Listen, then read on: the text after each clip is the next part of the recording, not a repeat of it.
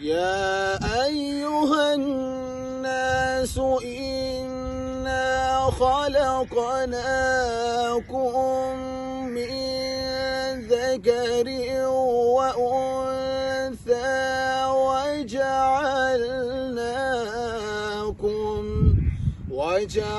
وجعلناكم شعوبا وقبائل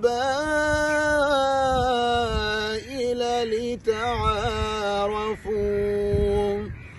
إن أكرمكم عند الله أتقاكم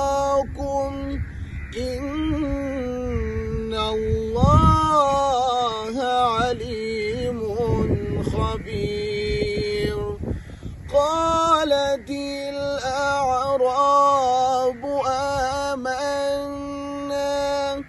قل لم تؤمنوا ولكن قولوا أسلمنا ولما يدخل الإيمان في قلوبكم